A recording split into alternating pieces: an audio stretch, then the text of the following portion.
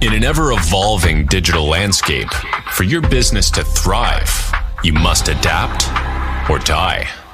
Welcome to Marketing in the Age of AI, the podcast helping you harness the power of AI and marketing tools to revitalize and grow your business.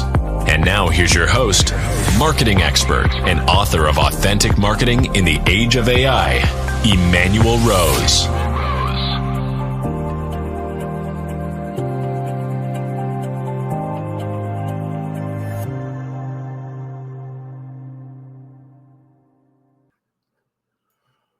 Welcome to this episode of Marketing in the Age of AI. Today we have Robert Downey as the guest, and Robert's a thought leader, and he's known for his expertise in leveraging voice and social media and AI to enhance marketing efforts for local and national brands. He'll share some insights on how businesses use AI to connect with audiences and drive results. So get ready for an enlightening discussion, or at least it'll be fun, right, Robert? At least it'll be fun.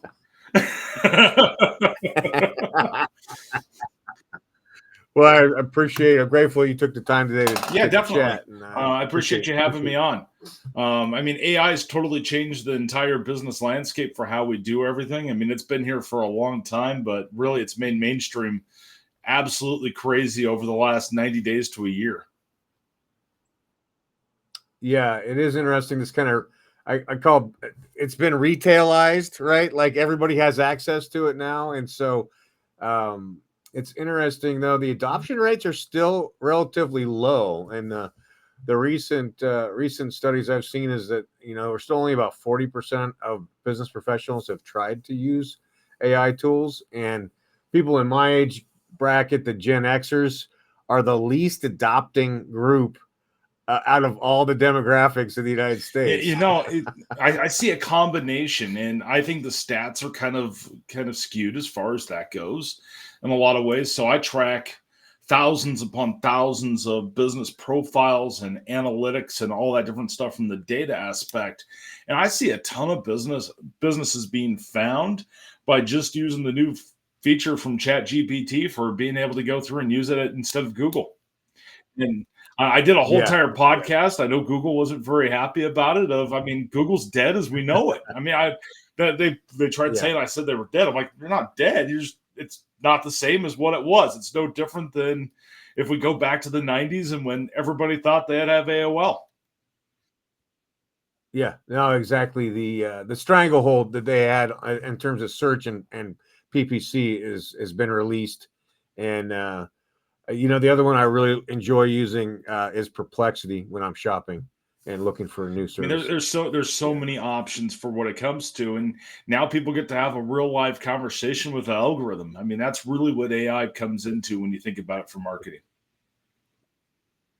Yeah, well, I'm interested to know what's the AI pixel that your company Simply Be Found, what you guys have put into that, and kind of what it does a little bit if you lift so that we tried to make it super as simple as we could for business owners to adopt it. It's a great way to get into putting AI onto your website with still having that human touch. I don't think it is 100% to where it can be just released and just do your SEO for your website on its own.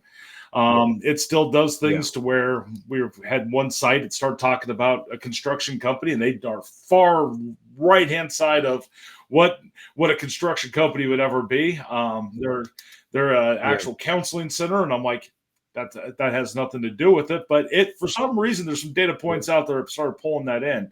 So we still bring that manual person in that reviews every single change that happens by that AI. But what it does is it makes it super simple to do your SEO on your website. So it's going to do your titles. It's going to do your meta descriptions. It's going to do your image. So your alternative tags for that. It's going to do your internal linking. It's going to bring your website for what used to take thousands of hours for SEO back in the day. It's going to streamline it to where we can knock out what someone would take. Back in the day, I used to quote probably 90 days to 120 days to do the amount of work it does in a week. Amazing.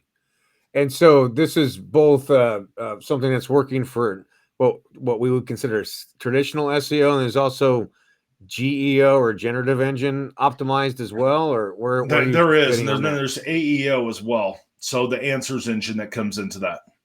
So I mean, you have that piece. Then you Uh-huh. also have your schema piece that gets built into that piece. So you have all three of those Yep. pieces that are being in there, because at the end of the day, Interesting. you have three different pillars that we follow for doing your marketing. You have your content, you have your authority, and you have your trust. So I get a lot of businesses that sign up for our listings engine, which uses AI to be able to list your business on everything.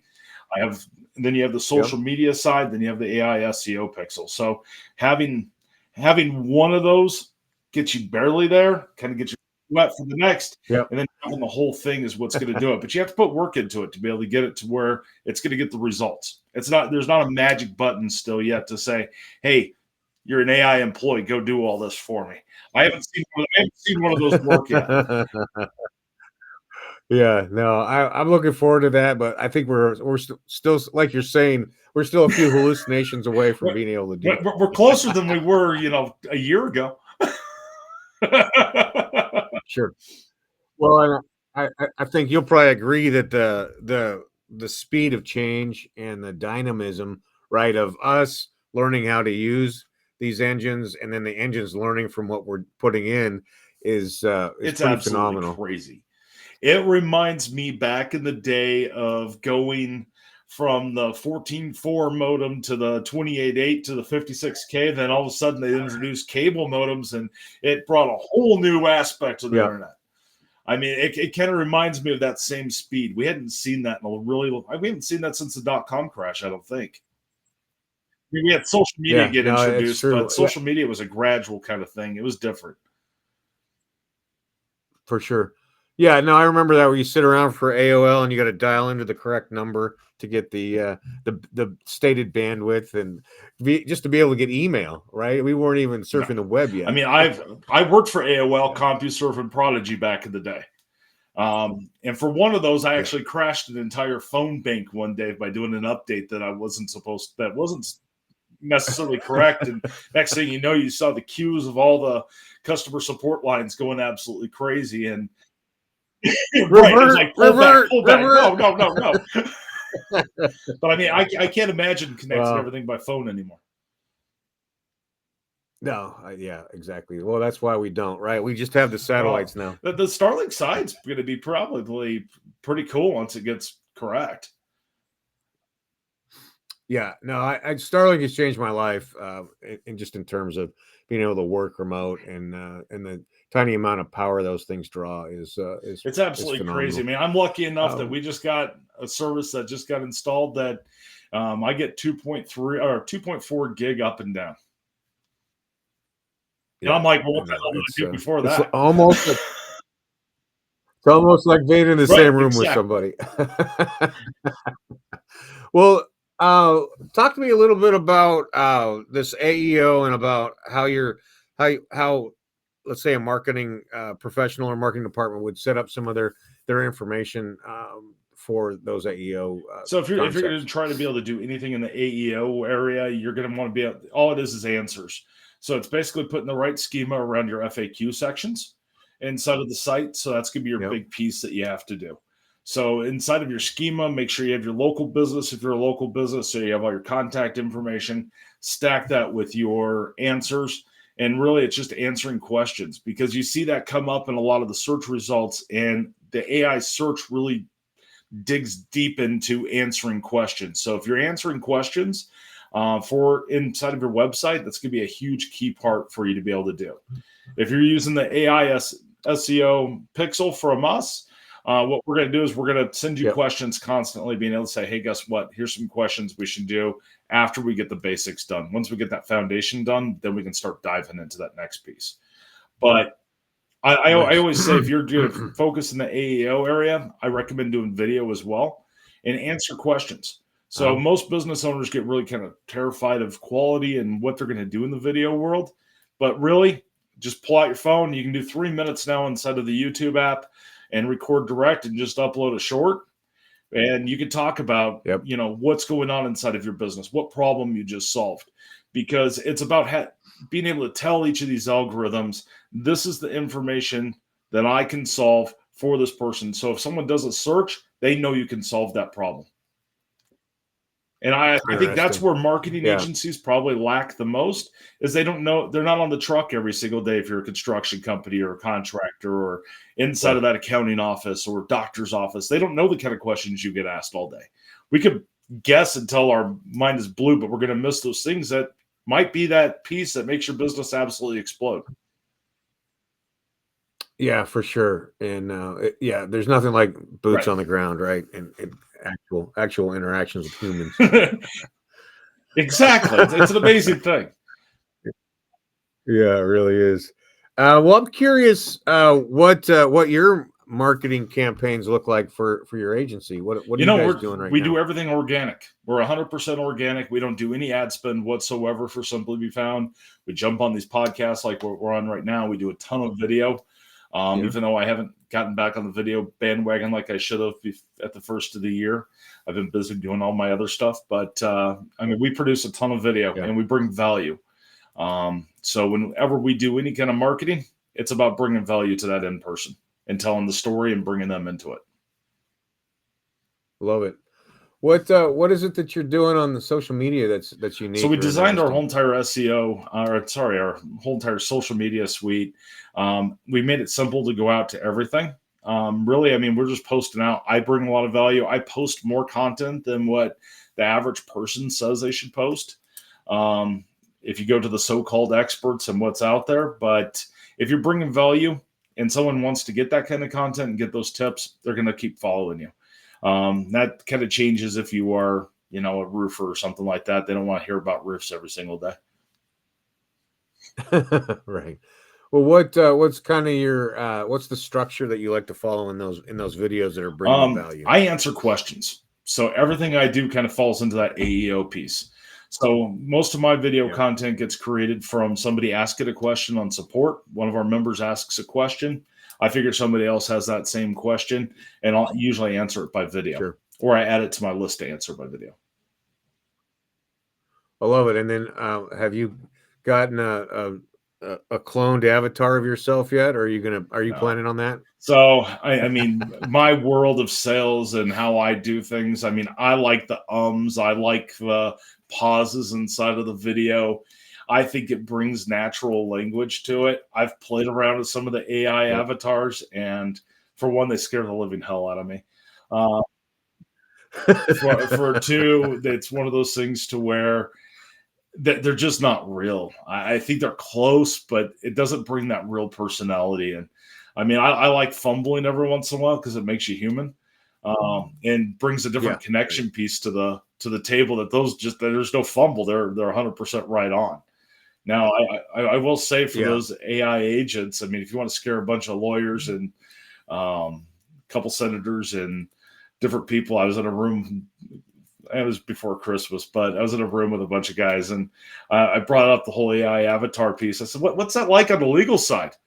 And they're like, "We have no idea how to even approach this." Hey, we really don't want to know. I was like, "Oh, okay." Yeah, it is. The deep fake concept is in our face, and we're going to be dealing with it. I think that's going to be an area that's going to be very tricky for all this stuff that's going to come out for regulating AI, and being able to have permission to use someone's voice, someone's face, I mean, the content side, I think that's pretty well what has to be amount that has to be changed for it. But when it comes to the voice and actually making it look like somebody, I mean, these actors don't want anybody acting like them. No, of course. Yeah, they have to own their own likeness. I mean, it's going to bring in some interesting aspects. I think 2025 is going to be one of the big years that is going to be a lot of changes for that. And it's going to make a lot of laws updated. Yeah, that'll be interesting. Well, let's talk a little bit about what kind of results you're seeing from new clients that haven't done optimized Like even just the listings engine, like what kind of results are you seeing from that? Typically in the first 90 days after joining up on the listings engine, it varies between each business. It depends on where they're actually listed at today, what they've done for marketing. It also depends on what they're going to do for marketing. So if they're going to do the social media side, if they have a website, if they don't have a website, I would say we usually see an increase in calls and interactions and more eyeballs on that business by about 35 to 45% would be a good average that I hear back. And we depend on that member to tell us back and to be able to say, hey, this is working, this isn't working. One of the biggest miscommunications, or one of the biggest I guess what people end up getting from it is they think I can just post it out and it's just automatically going to go out and do it. When we list everybody out on the listings engine, we do it naturally. So we have relationships with each of the networks. We provide them over the data. We're not creating accounts. It's not like back in the day, marketing agencies would have, username and password and go through and manually update all the networks. We're not doing that. We send that data directly over. What that network picks up is based on that network. So it's never one of those things to where you still have to, I get lots of people that come in and chat with us that want to see where they're going to be able to bypass the rules of each of the networks. And that's just not the way it's going to work. Yeah. Yeah, we don't have as much wiggle room these days as we did in the old days. And it's cut down on the spam. I mean, there was a lot of fraud that was happening inside of that. I mean, Google's really had to cut back on that. I think that's part of why they're changing Google Business Profile as much as they are. Well, if we looked at us 6 months ago, our platform was completely different. We were very Google-based. We ended up pulling away from being Google-based because I think Google is not the main player out there, and it was about being able to focus everywhere else. You had a lot of contractors that were and people working from home that weren't able to get their business profile, and it caused a lot of problems. So we went back to the drawing board and redid our entire dashboard and how we do things and what we do and how we do it. And I mean, we've been, like we said earlier in the conversation, we've been moving at a super fast speed with all the AI stuff coming out. And I mean, I say local search and just search in general has changed probably 300% in the last 6 months. Yeah, it's interesting how you're saying that Google is not the main player anymore. So it seems like it's kind of like how we consume entertainment now. We have to go and do all these things piecemeal versus just having one place to manage. Everybody always wanted to pick what channel they were going to have access to, and now we have some of that control. If you look at Netflix as its own area, YouTube as its own, and all these different things, Paramount Plus. I mean, it gets really costly when you really think about it. You add them all up of all these damn subscriptions. Yeah, we took that kind of unified approach where we split it out, but you're right. It's cost us on the back end to have that kind of and then you're paying for it over here. Then you might be paying for it over here too. It's kind of like all that little stuff as a business owner. You start stacking up that little stuff. It costs you a hell of a lot more than the big stuff. Yeah, and it's like software has replaced the cost of rent or lease, right? You're like, now you just are paying it all in SaaS bills. I mean, it could cost you an absolute arm and a leg if you go through and sign up for every single service out there. Yeah, for sure. Well, so when somebody signs up, even just for your initial package with the listings engine, about how long does it take for them to start to see results? It's going to depend on how fast they put their information in. So if they sign up and they get all their information out, it's going to take about 7 days for it to go out to the networks. Typically, we get a verification back within the first 48 hours. And you'll see all green checks inside of the dashboard that's reporting that out there. And really, truly getting those full optimization to see all the benefit out of it, you're looking at 90 days. All right. Well, that's pretty quick. Well, Robert, how do people get in touch with you? They want to talk about simplybefound.com. So between Dean and myself, which are both the co-founders, we handle 100% of the chat that's on there. Hop on a chat, talk to us. It's pretty simple. All right. Yeah, you guys. That's the whole point, is keeping it simple. And I've tried the AI chatbots, and they're just not where they need to be yet, and it doesn't bring that natural piece. So it's a lot easier for us to answer. So we utilize the AI on the backside and make sure you get the answer you're looking for. Because there's nothing worse than a small business trying to chase for information. Yeah, for sure. No, we don't have that much time, right? You're limited on time. You're limited on budget usually. Yeah. Yeah, right. And there's competition. So if you're not able to communicate quickly, then they're going to move on to the next one on the list. We ended up getting rid of all of our phone support because we were growing too fast to be able to do it. And we looked at putting a sales team on and agents, and it was like, we're going to have to increase price, and it's not, then we're going to be fighting people say the wrong thing, and it's just going to make more people angry. So we kept it small and kept it going good. All right. I love it. Well, thanks again for your time. I appreciate it. And if you have any questions whatsoever, I'm always here. All right. Thank you too. You have a great day. Okay. Cheers. Thanks for listening to Marketing in the Age of AI. Be sure to subscribe wherever you heard this podcast so you never miss a future episode. Your copy of Authentic Marketing in the Age of AI is available at Amazon.com or EmanuelRose.com. You can also connect with Emanuel on LinkedIn. Thanks again for listening, and we'll see you next time.